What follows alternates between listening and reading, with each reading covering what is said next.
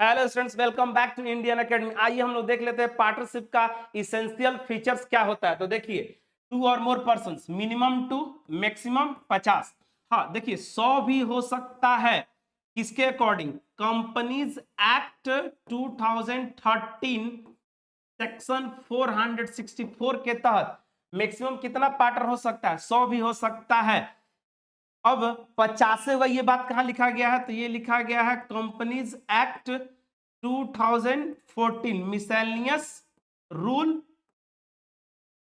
10 के तहत कितना 50 ही पार्टनर होगा, उससे ज्यादा नहीं होगा।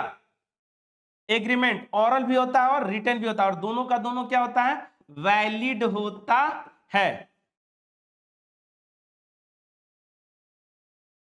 नेक्स्ट हमारा फीचर्स क्या है? बिजनेस हमारा क्या होना चाहिए? कानूनी होना चाहिए, यानी कि लॉफुल हमारा बिजनेस होना चाहिए।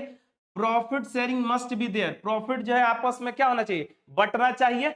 उसके बाद sharing of loss is not mandatory, जो पार्ट अगर बिजनेस में लॉस हो जाता है तो अगर 3 पार्टनर है तो अगर कोई पार्टनर बोल दिया है कि मेरे को लॉस नहीं चाहिए तो ऐसा हो सकता है, यानी कि sharing of loss is not mandatory. Partners के बीच में प्रॉफिट का बंटना जरूरी है लेकिन लॉस का बंटना जरूरी नहीं है मेरे दोस्त।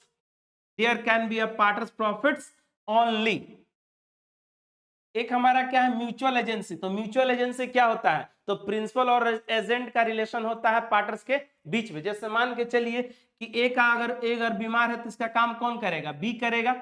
ठीक है, अगर बी बीमार है तो इसका काम कौन करेगा? ए। तो पार्टनर्स के बीच में रिलेशन क्या होता है? तो प्रिंसिपल और एजेंट का रिलेशन होता है। ये हमारा क्या था? Essential feature of partnership. Thank you.